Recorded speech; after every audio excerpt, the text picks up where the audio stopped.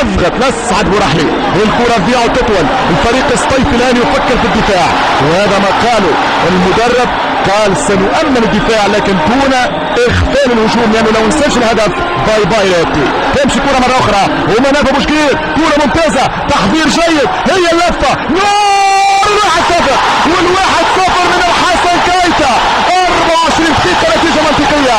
الاتي يضغط، الاتي يكرر الهجمات، الاتي يكرر الحملات، وفي الاخير هي حملة بدأت من مناف على راس بورجيتي، ملعوبة من نور وتشتعل انوار ملعب جدة. 1-0 لجمهور جدة. الاوتوغراف من حسن كايتا. اذا 1-0. هذه هي طريقة التفاعل مع هدف الاتي. كيف ستكون طريقة تعامل ستيف مع جديد المباراة؟ شوف الكرة، الدفاع يخطأ، الحارس لا يصد، كرة لا ترد، بورجيتي في الاوفر الاول، نور في التمرير الثاني، تيك تاك، غدوات بالراس، والحارس لا يمنع هدف الخيري كايتا. لتبدا المباراة الان من جديد.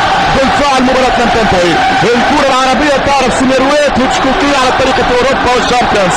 نعم في مباراة العربية في استعادة اللقب.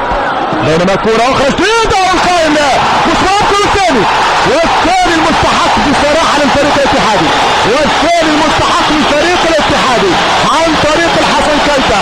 الخناس يستغل كرة ويكون كرة كان تعاند الاتحاد، كرة على العارضة، كرة على القائم، في الاخير كرة كايتا في المرمى ليغالب سمير حجاوي. الفريق الجزائري كانه اطمئن على مسؤول المباراة، الكرة ما فيهاش امان يا سمير، وهذا اللي يحب يفهمه حجاوي لزملائه. يكون الاتحاد فريق كبير والكرة تلعب وتنتهي مع سفرة الحكم، كرة على العارضة، كرة على القائم، وبالاخير في المرمى بالقوة يقحمها كايتا. 2 الاتي 1 ستيف. ما يحسب للفريق الاتحادي هو حقيقة بعد التعادل الجزائري اللي في كل ظروف اختل المباراة هذه. حمزة كرة من ادريس، دخول ادريس كان موفق، ادريس ممتاز، وفرصة لبوشكير ومناف، والثالث مناف بوشكير. مش ممكن.